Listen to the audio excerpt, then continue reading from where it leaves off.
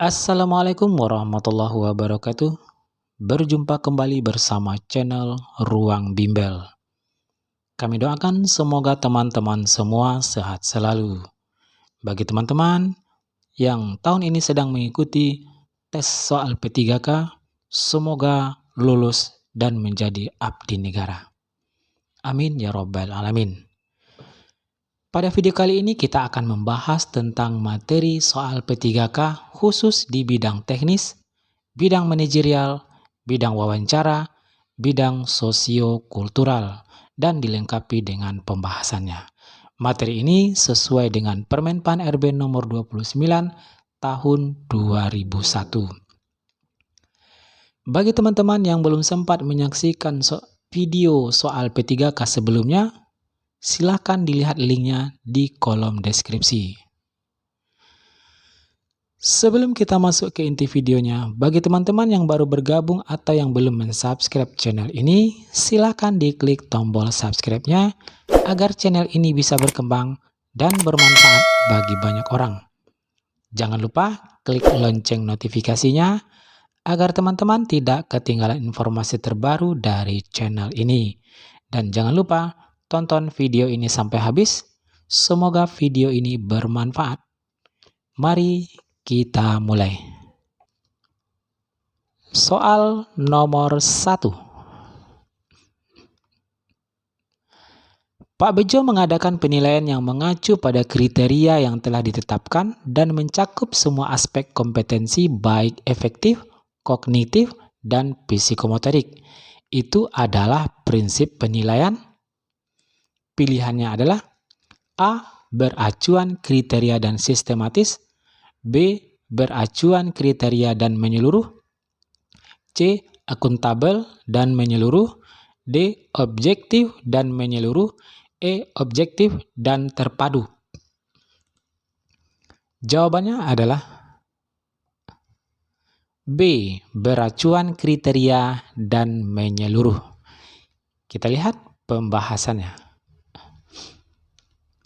Penilaian beracuan kriteria dan menyeluruh adalah penilaian oleh pendidik mencakup semua aspek kompetensi dengan menggunakan berbagai teknik penilaian yang sesuai untuk memantau perkembangan peserta didik.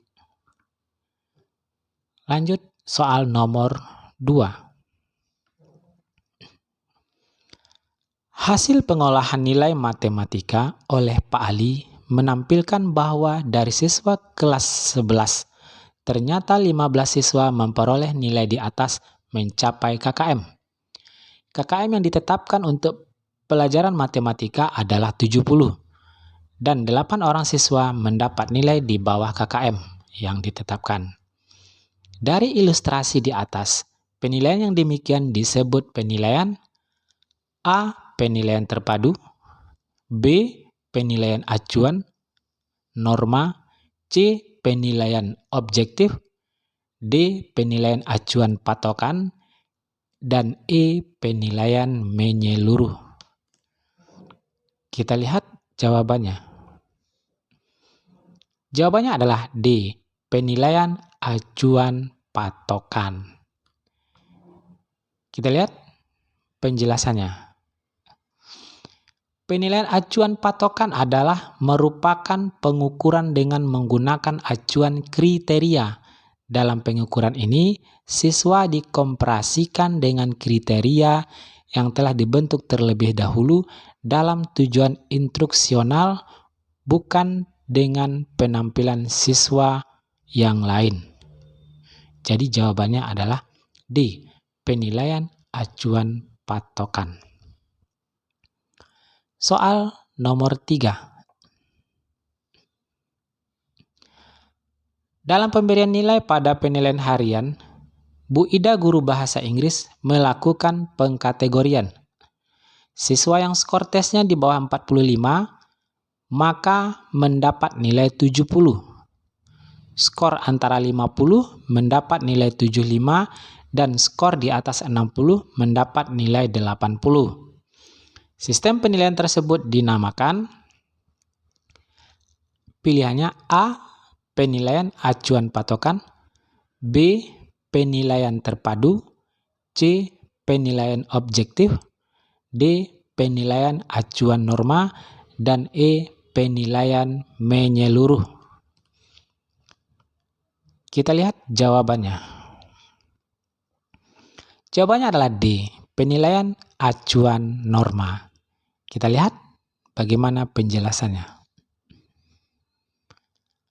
Penilaian acuan norma adalah penilaian yang dilakukan dengan mengacu pada norma kelompok atau nilai-nilai yang diperoleh siswa yang dibandingkan dengan nilai-nilai yang lain dalam kelompok tersebut. Soal nomor 4.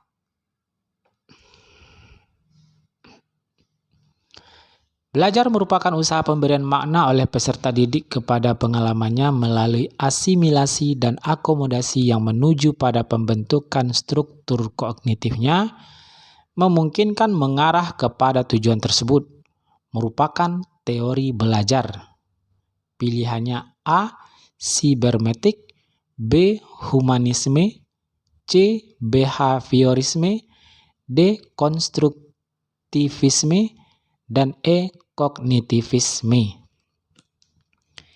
Kita lihat jawabannya.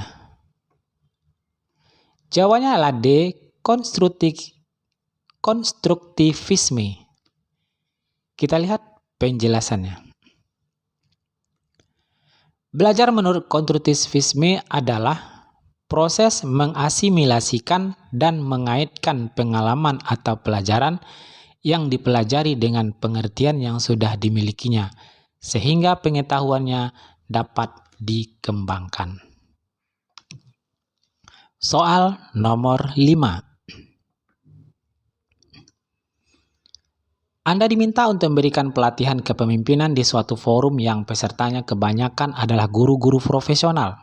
Maka reaksi Anda adalah, pilihannya A. Meminta orang lain saja untuk memberikan pelatihan, B. Berusaha tenang dan fokus pada materi yang akan disampaikan, C. Meminta bantuan rekan untuk menyusun kegiatan pelatihan, D. Mengkomunikasikan pada penyelenggara agar sesi pelatihan ditunda, E. Mencoba menjelaskan sebisanya. Jawabannya adalah B. Berusaha tenang dan fokus pada materi yang akan disampaikan. Jadi, walaupun kita disuruh untuk memberikan pelatihan kepemimpinan, walaupun pesertanya adalah guru-guru profesional, tetapi yang namanya kita berdiri di depan kelas harus fokus, tenang untuk materi yang akan disampaikan, agar tidak kelihatan gugup di depan orang banyak. Soal nomor 6. Anda adalah sebagai ketua di sebuah organisasi. Pada suatu saat, Anda ditegur oleh kepala sekolah, ada program yang belum terlaksana sampai pada akhir periode. Apa yang Anda lakukan? Pilihannya A. Mencari alasan agar tidak dimarahi, B. Meminta maaf pada jajaran pengurus, C. Segera mengurus kelanjutan programnya, D. Menerima risiko, dan E. Mengatakan pada pimpinan bahwa pekerjaan sangat banyak sehingga membutuhkan waktu agak lama. Jawabannya adalah E. Mengatakan pada pimpinan bahwa pekerjaan sangat banyak sehingga membutuhkan waktu agak lama. Soal nomor 7. Pada saat Anda sedang melakukan wawancara dengan narasumber, tiba-tiba rekan Anda menelpon dan memberitahu bahwa orang tua Anda datang dari kampung dan Anda diminta menjemput ke bandara. Bagaimana sikap Anda? Pilihannya A. Mengabaikan urusan rumah karena masih sibuk, B. Menelpon saudara terlebih dahulu untuk menjemput orang tua, C. Memohon maaf dan minta izin pada narasumber tersebut untuk kembali ke rumah, D. Segera kembali ke rumah, E. Kembali setelah wawancara selesai. Jawabannya adalah B. Menelpon saudara terlebih dahulu untuk menjemput orang tua. Nah, pada situasi seperti ini, kita dihadapkan pada dua pilihan. Di satu sisi, kita akan melakukan wawancara penting dengan narasumber, dan di saat yang sama, kita juga diberitahu bahwa orang tua kita datang dan disuruh menjemput ke bandara. Sikap kita adalah menelpon saudara kita terlebih dahulu untuk menjemput orang tua. Soal nomor 8. Anda mendaftar P3K guru di daerah tempat tinggal Anda. Namun karena kebutuhan yang mendesak, Anda ditempatkan di daerah terpencil. Apakah Anda siap? Pilihannya A. Saya akan mempertahankan posisi saya sesuai di daerah tempat tinggal yang saya lamar. B. Saya menerima keputusan panitia meskipun dengan berat hati. C. Saya bersedia ditempatkan di mana saja di seluruh wilayah Indonesia. D. Menghubungi panitia seleksi dan memberikan imbalan dan mengupayakan mendapatkan penempatan pada daerah yang saya inginkan. Jawabannya adalah C. Saya bersedia ditempatkan di mana saja di seluruh wilayah Indonesia. Pertanyaan seperti ini sering muncul di saat sesi wawancara. Di antaranya, Anda ingin ditempatkan di daerah mana seandainya Anda nanti diterima menjadi abdi negara. Jawaban yang paling pas kita jawab di saat wawancara adalah saya bersedia ditempatkan di mana saja di seluruh wilayah Indonesia. Dan jangan pernah menjawab saya ingin ditempatkan di daerah kampung halaman saya. Jangan jawab seperti itu. Jadi jawabannya adalah C. Soal nomor 9. Sebagai guru, Anda harus memberikan ilmu kepada peserta didik dengan baik. Tidak hanya mentransfer ilmu, namun juga memberikan contoh cara bersikap dan bertutur kata yang baik. Apa pendapat Anda mengenai pendapat tersebut? Pilihannya adalah A. Sangat setuju, B. Setuju, C. Ragu-ragu, D. Tidak setuju, E. Sangat tidak setuju. Nah, teman-teman, untuk pertanyaan seperti ini, kita lihat dulu apakah pertanyaan itu ada positif atau negatif. Kalau seandainya bersifat positif, teman-teman harus menjawab sangat setuju. Tapi kalau pernyataan itu negatif, teman-teman harus menjawab sangat tidak setuju. Jangan memilih setuju atau tidak setuju, apalagi ragu-ragu. Tapi pilihlah A atau E saja, yaitu sangat setuju dan sangat tidak setuju. Tipsnya seperti itu.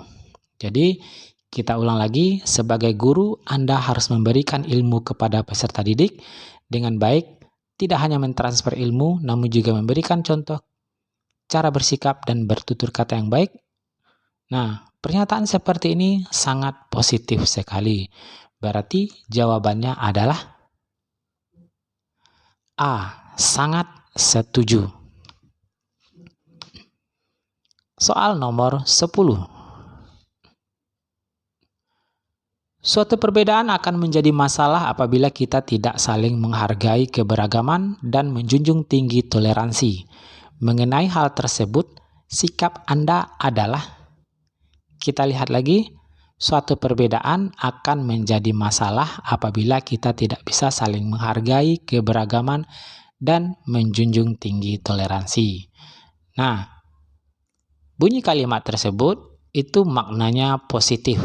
Kita lihat jawabannya.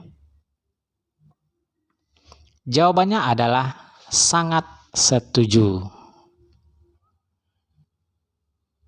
Soal nomor 11.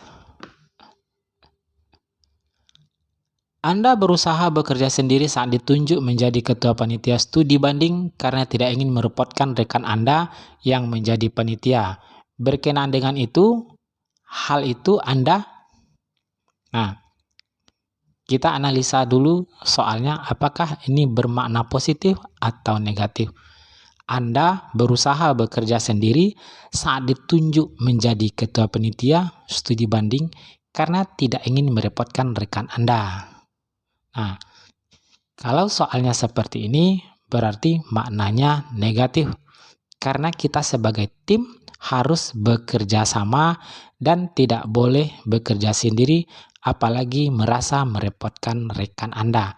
Karena itu adalah tugas bersama. Berarti makna kalimat ini adalah negatif. Kita lihat jawabannya. Ya, jawabannya adalah E, sangat tidak setuju. Soal nomor 12. Dua orang warga terlibat konflik karena masalah membuang sampah sembarangan, di mana salah satu dari mereka membuang sampah sembarangan yang baunya sangat mengganggu. Melihat hal ini, Anda meminta bantuan warga lain sebagai penengah agar konflik tidak berlanjut. Kita analisa dulu soalnya. Kita melihat ada dua orang terlibat konflik karena membuang sampah sembarangan. Dan kejadian itu kita lihat langsung dengan mata kepala kita sendiri. Tetapi kita meminta bantuan orang lain sebagai penengah agar konflik tidak berlanjut. Berarti makna dari kalimat ini kurang baik. Seharusnya kita yang melihat langsung harus segera menengahi permasalahan tersebut dan bukan meminta bantuan warga lain sebagai penengah. Berarti kita hanya sebagai penonton saja. Makna dari kalimat ini adalah negatif. Kita lihat jawabannya adalah... Ya, jawabannya adalah E, sangat tidak setuju. Demikianlah pembahasan soal pada video pada kali ini. Mudah-mudahan Anda bisa mendapatkan manfaat dari video ini. Assalamualaikum warahmatullahi wabarakatuh.